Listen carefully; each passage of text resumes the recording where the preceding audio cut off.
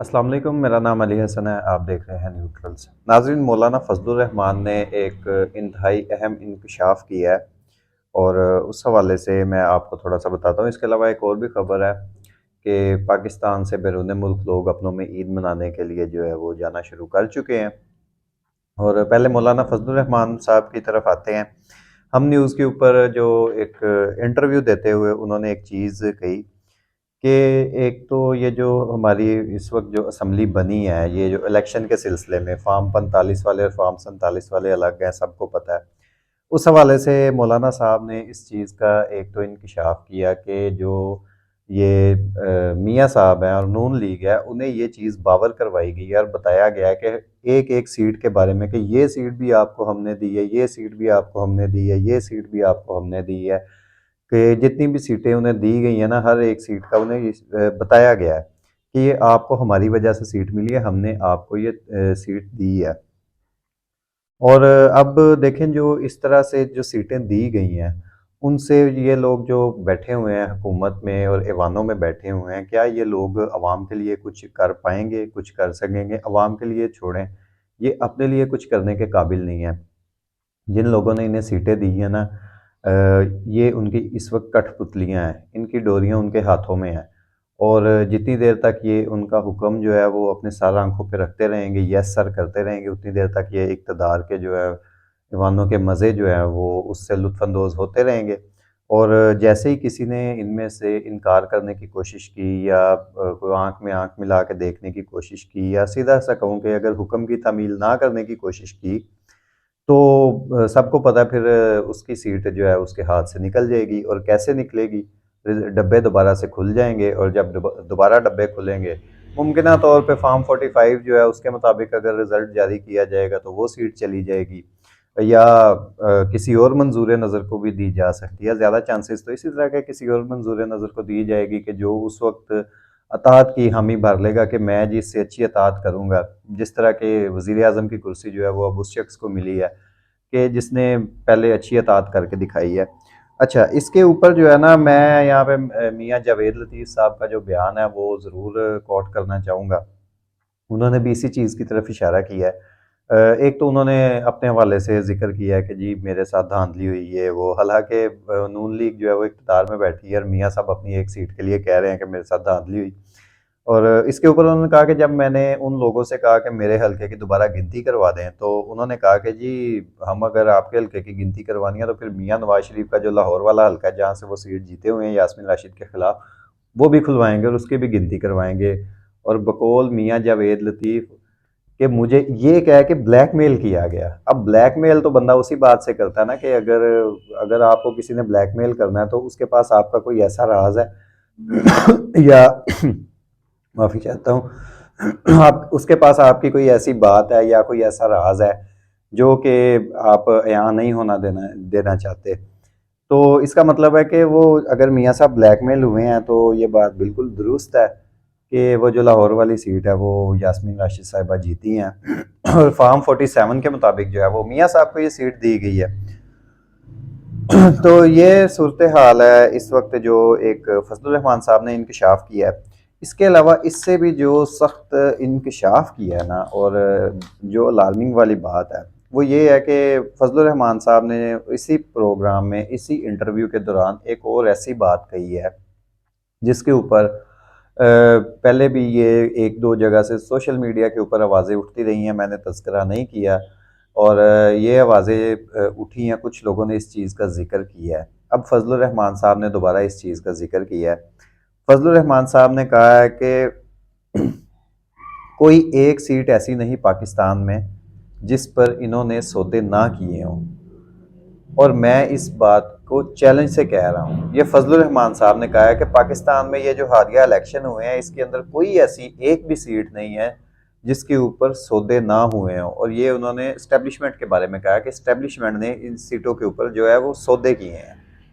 Establishment के बारे में मैं आपको क्यों बता रहा हूँ कि उन्होंने कहा, क्योंकि इसी प्रोग्राम में बिल्कुल इसी जहाँ पे इस चीज़ का तज़किरा हो रहा है, बिल्कुल इसके आगे जो है वो मौलाना साहब कह रहे हैं, जब उनसे सवाल किया गया तो इसका हल फिर क्या है, तो मौलाना ने कहा कि हल बिल्कुल सीधा सा है कि अवाम की राय को तस्लीम करें और सियासत में जो मुदाखलत है उसे बंद कर दिया जाए इस्टेब्लिशमेंट की जानिब से।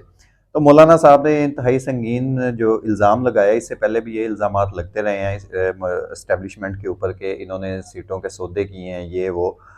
लेकिन मौलाना साहब के बयान को अहमियत मैं तो इसलिए दे रहा हूँ कि इसकी वजह ये है कि इस वक्त जो मौजूदा हुकूमत है वो PDM 2 है, और जो PDM 1 थी वो मौलाना साहब की सरबराही में बनी थी, और मौलाना साहब जो हैं वो उस PDM की जो एक मूवमेंट थी उसे लीड कर रहे थे, और इमरान खान को हटाने में मौलाना साहब का एक किरदार था। उसके बाद मौलाना साहब ने इस चीज़ को जो है वो तस्लीम किया कि ये जो भी एक मूवमेंट चली थी, PDM बनी थी और तहरीक अदम एतमाद आई थी, वो उस वक्त के आर्मी चीफ बाजवा साहब के कहने के ऊपर आई थी।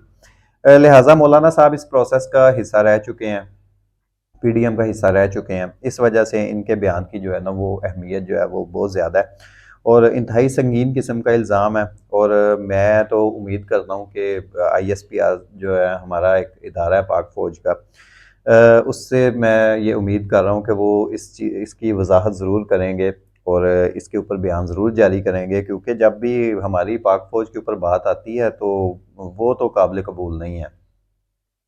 और ISPR इसके ऊपर जो है वो पाक फ़ौज के ख़िलाफ़ जब भी कोई इस तरह का कोई भी बयान आता है, ISPR की स्टेटमेंट लाजमी आती है। हमें भी इंतज़ार है, आपको भी इंतज़ार रहेगा इस स्टेटमेंट का। खैर आगे चलते हैं, और पाकिस्तान से बैरून मुल्क लोग अपनों में ईद मनाने के लिए जाना शुरू कर चुके हैं। खबर ये आई है कि मियाँ साहब जो है ना वो अपना चेकअप करवाने के लिए जो है वो लंदन जा रहे हैं, और लंदन इस तरह से जा रहे हैं कि बड़े मियाँ साहब और उनकी जो बेटी है और दो साहबजादे जिन्हें अभी अभी जो है वो जमानत मिल चुकी है, अब जमानत क्या मिली है, बेल हो गई, वो बरी हो गए हैं, ये जो एवन फील्ड और फ्लैगशिप रेफरेंस वगैरह हैं, अपनी हुकूमत आ गई है। मियाँ साहब जहाँ पे बरी हो गए हैं तो उनके बच्चों की क्या ही बात है, वो सब तो बरी हो गए हैं। और रमज़ान के आखिरी अशरे में मियाँ साहब की बेटी जो वज़ीर आला पंजाब हैं वो, और उनके बच्चे जो हैं, और हमारे वज़ीर आज़म ये जाएंगे जी यहाँ से सऊदी अरब जाएंगे उम्रा करने के लिए।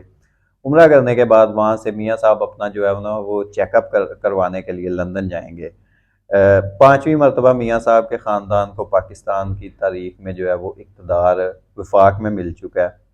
पंजाब के अंदर भी चीफ मिनिस्टर मियाँ साहब खुद रह चुके हैं, मियाँ साहब के भाई चीफ मिनिस्टर, मियाँ साहब की बेटी इस वक्त चीफ मिनिस्टर है पंजाब के अंदर। अभी तक एक भी हॉस्पिटल नहीं बन सका जहाँ पे मियाँ साहब अपना चेकअप करवा सकें। खैर मियाँ साहब लंदन जाएंगे, वहाँ पे चेकअप करवाएंगे, वहाँ पे कुछ देर आराम करेंगे, यानी कि कुछ वक्त वहाँ पे गुजारेंगे। उसके बाद खबर के मुताबिक पाकिस्तान में आके अपनी सियासी सरगर्मियाँ दोबारा शुरू करेंगे। और ख़बर लिखने वाले ने भी वैसे कमाल कर दिया, मियाँ साहब की सियासत है कौन सी जिसकी उन्होंने सरगर्मियाँ करनी है। मियाँ साहब की तो सियासत यही है कि पॉलिश जो है वो अच्छे करते थे। तो अब जब छोटा भाई, वो जैसे होता है ना कि हम ख़वातीन के बारे में तज़किरा करते हैं घरों में कि इसके हाथ में जायका बहुत है, मर्दों के बारे में भी करते हैं कि इसके हाथ में जायका बहुत है, तो वो छोटा भाई जो है ना उसके हाथ में चमक ज़्यादा थी। इस वजह से अब मियाँ साहब जो हैं वो कुर्सी से महरूम है, और मियाँ साहब को ये बात बहुत दुख दे रही है। तो लिहाजा मियाँ साहब की सियासत तो ना मियाँ साहब की अपनी सियासत रही, ना मियाँ साहब की पार्टी की सियासत रही है।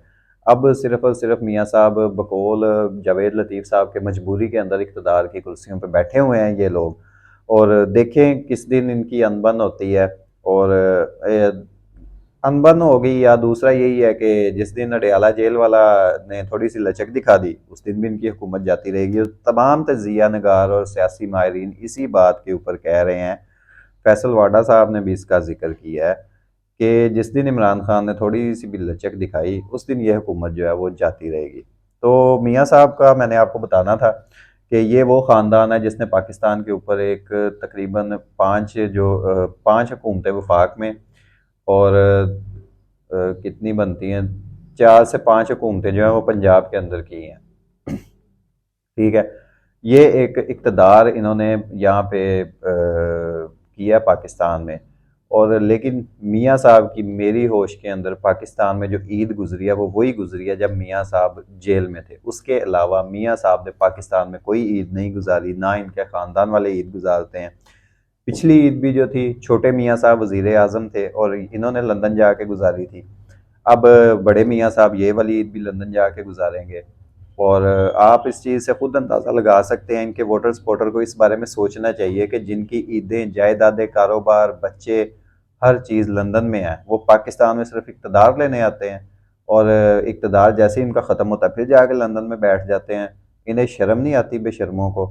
और ये यहाँ पे इन्होंने एक मतलब दुकान खोली हुई है कि आए और 4-5 साल जो है वो दुकानदारी की, जैसे ही टेन्योर ख़त्म हुआ वापस चले गए, उसके बाद फिर जो है वो मालिकों के पाँव वगैरह पकड़ के दुकान की दोबारा से ठेका लिया और फिर आके बैठ गए यहाँ पे। तो ये सूरत हाल है। अब तक के लिए इतना ही। मैं आपसे इजाज़त चाहूँगा, दुआ में याद रखिएगा। अल्लाह हाफ़िज़।